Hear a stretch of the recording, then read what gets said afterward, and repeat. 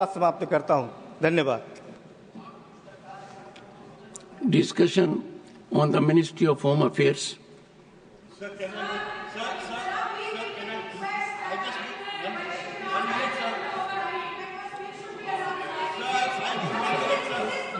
Further discussion on the working of the Ministry of Home Affairs raised by Sri Saket Gokhale on the 19th March 2025.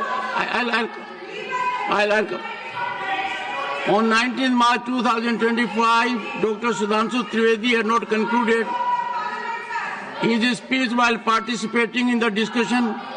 I now call upon Dr. Sudhanshu Trivedi to conclude his speech. Dr. Sudhanshu Trivedi.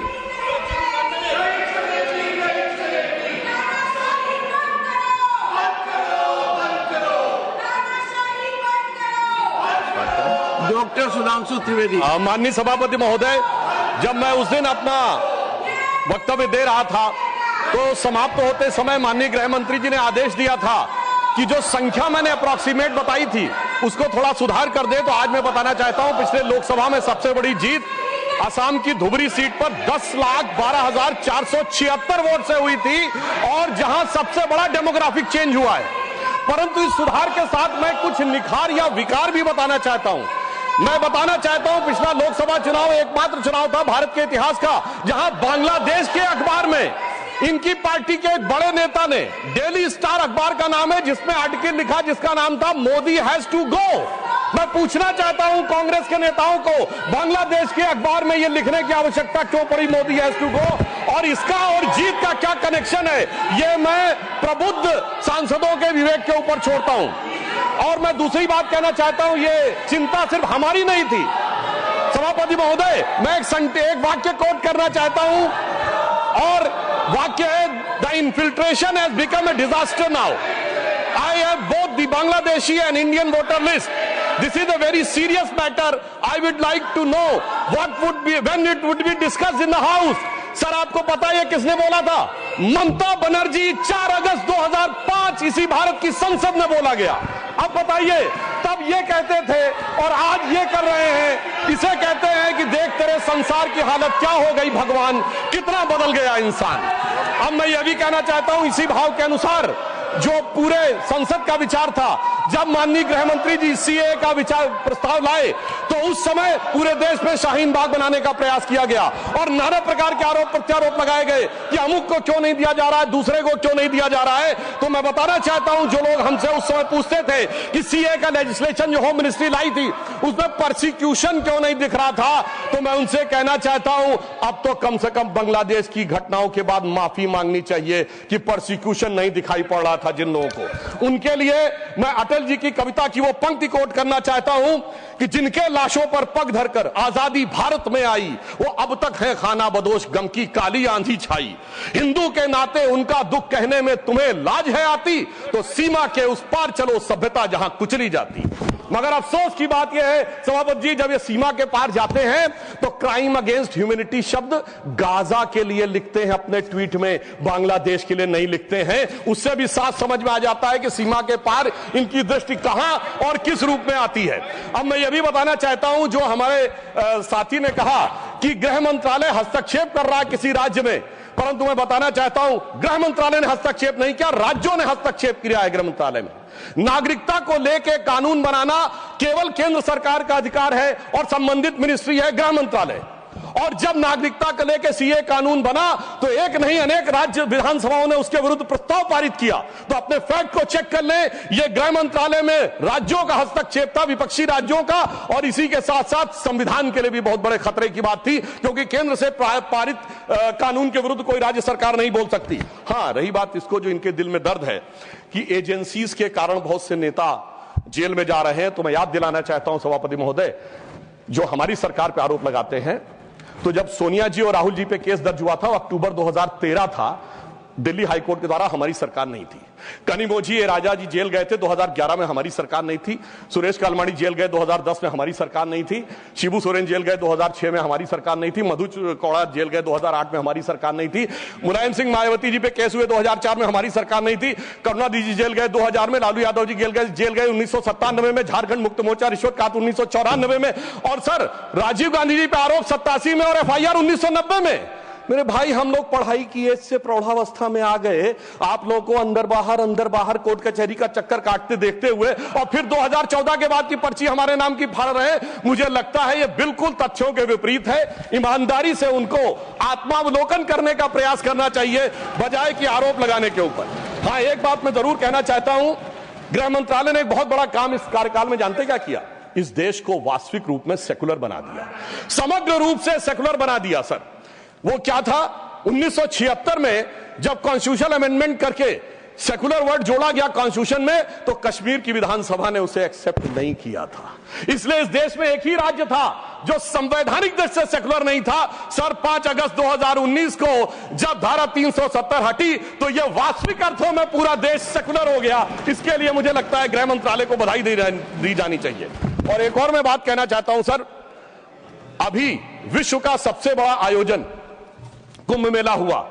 इसके लिए उत्तर प्रदेश की सरकार की तो प्रशंसा की जा सकती है, इसमें कोई दो राय नहीं है, परंतु यह भी सत्य है सर, इतना बड़ा आयोजन हुआ और किसी प्रकार की कोई अप्रिय घटना, एक दुर्घटनावश होने वाली उस भगदड़ के अलावा, क्या कोई गोली चली, कोई पटाखा फूटा, कोई सुरक्षा को लेकर अटैक हुआ?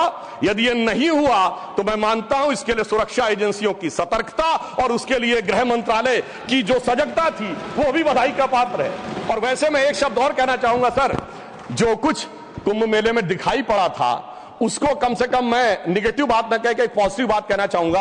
अनेक विदेश से लोग आए, 66 करोड़ लोग आए, लाखों लोग विदेश से आए, 73 देशों के राजनयिक आए, 100 से अधिक लोग आए, और वो आकर यहां देखकर क्या चौंक जाते थे सभापति महोदय। कोई कहता था दुनिया में सब कुछ पैसे के लिए होता है, मार्क्स, तो कोई कहता था सब फिजिकल प्लेजर के लिए होता है, फ्रायड, तो कोई कहता था नेम एंड फेम के लिए होता है। परंतु जब हमारे यहां नागा सन्यासियों को देखते थे तो पश्चिम के लोग आके जानते कि वो चौंक जाते थे। उसे एक पंक्ति में कहूं कि वो सुख खोजे भौतिकता में, मदिरा में, मांस की बोटी में, ये भस्म रमाए अपने तन पर खुश हैं सिर्फ लंगोटी में।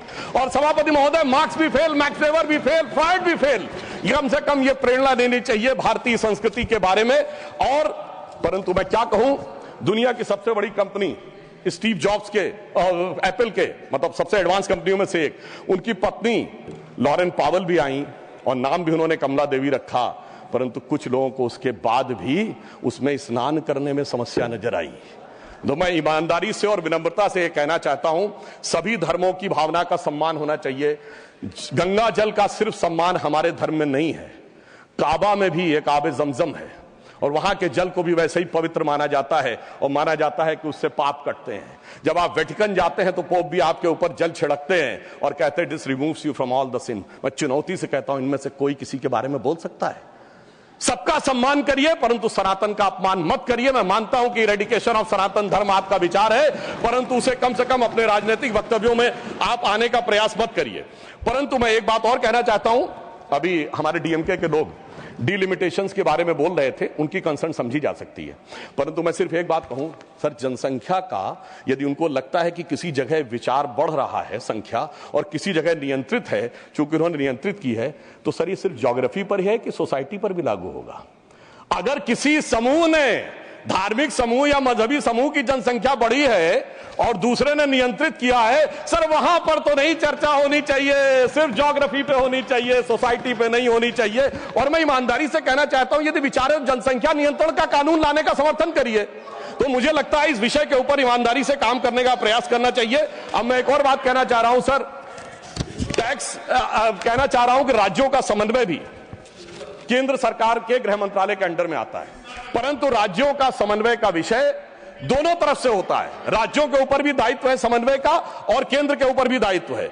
इसीलिए मैं कहना चाहता हूं, परंतु जब ऐसी बातें उठती हैं कि किसी राज्य का कोई मंत्री कहता है कि टैक्स कलेक्शन वहां ज्यादा हो रहा है तो हमें अलग हो जाना चाहिए, तो किसी राज्य का मंत्री उत्तर भारत के किन्हीं राज्यों के लिए या बिहार के लिए आपत्तिजनक बातें कहना शुरू करता है, इससे राज्यों का जो समन्वय है वो गिरता है। और मैं कहना चाहता हूं सर, समन्वय का सबसे दुखद उदाहरण था इसी संसद के एक सदस्य ने छत्तीसगढ़, राजस्थान और मध्य प्रदेश में हमारी जीत के बाद इस सदन के नहीं, दूसरे सदन के सदस्य ने यह शब्द बोला था कि भाजपा सिर्फ गोमूत्र वाले राज्यों में जीत सकती है। तो मैं उनको बताना चाहता हूं सर, जिनके की दिमाग में मैकाले और मार्क्स का वायरस भरा है, तो उन्हें बताना चाहता हूं कि गोमूत्र का anti bacterial, anti fungal, anti cancer के लिए मेडिसिनल पेटेंट है और पेटेंट का नंबर है 64100059। तो मैं कहना चाहता हूं, कृपया जाके अपने मन से मैकाले और मार्क्स का मैल साफ करिए, तो राज्यों में समन्वय बहुत बेहतर ढंग से दिखाई पड़ेगा। और मैं अंत में सभापति महोदय, सिर्फ मैंने जहां से बात प्रारंभ किया था वहां पे बात को समाप्त करता हूं। एक उदाहरण देना चाहता हूं। एक फिल्म आई थी एक दौर में जिसका नाम था वेडनेसडे, जिसमें नसीरुद्दीन शाह जी ने एक आम आदमी का रोल किया था और उसमें एक सर डायलॉग था जिसमें वो कहते हैं कि जब व्यक्ति घर से निकलता है तो हर 1-2 घंटे के बाद उसकी पत्नी पूछती है ऑफिस पहुंच गए कि नहीं, चाय पी ली कि नहीं, खाना खा लिया कि नहीं, वापस आ रहे हो कि नहीं। तो उन्होंने कहा वो इसलिए नहीं पूछती कि वो जानना चाहती है चाय पिया कि नहीं, खाना खाया कि नहीं। वो दौर था जिसमें वो कह रहा है कि वो इसलिए पूछ रही कि वो जानना चाहती तुम जिंदा हो कि नहीं, क्योंकि वो दौर था इनकी सरकार का जिस जमाने में घर से आदमी निकलता था, उसने कहा लगता है जंग पे निकल रहा है। तो ऐसा प्रतीत होता था कि मानो वो कह रहा हो कि उजाले अपनी यादों के हमारे संग रहने दो, न जाने किस गली में जिंदगी की शाम हो जाए। मगर उस शाम के बाद जो सुबह हुई है हमारी सरकार आने के बाद और जो गृह मंत्रालय ने किया है वो पूरे देश को दिखाई पड़ता है। तो मैं अंत में सर सिर्फ ये कहना चाहूंगा, मैं ये मानता हूं कि हमारे गृह मंत्रालय ने जो काम किया है वो संवेदना, संकल्प, समन्वय और सुदृढ़ता के साथ किया है। मणिपुर जैसे विषयों के लिए पूरी संवेदना से काम किया है, कश्मीर जैसे विषयों के लिए संकल्प के साथ काम किया है, राज्यों के साथ समन्वय के लिए समन्वय की भावना से काम किया है और आंतरिक सुरक्षा के लिए पूरी सुदृढ़ता के साथ काम किया है। और जब कठोर निर्णय लेने होते हैं और देश की सुरक्षा को लेकर कुछ कठोरता करनी होती तो कुछ लोगों को थोड़ा कष्ट जरूर हुआ होगा। उनके प्रति संवेदना व्यक्त करते हुए मैं कहना चाहूंगा, मगर उनको कहने का हक नहीं है जिनके जमाने में तबाही का मंजर दिखा था। तो मैं माननीय गृह मंत्री जी की तरफ से और अपनी सरकार की तरफ से, माननीय प्रधानमंत्री जी की तरफ से सिर्फ एक पंक्ति कह के बात समाप्त करना चाहूंगा कि चमन को सींचने में पत्तियां कुछ गिर रही होंगी, यही इल्जाम हम पर लग रहा है बेवफाई का, मगर कलियों को जिसने रौंद डाला अपने हाथों से वही दावा करे हैं अब चमन की रहनुमाई का। धन्यवाद।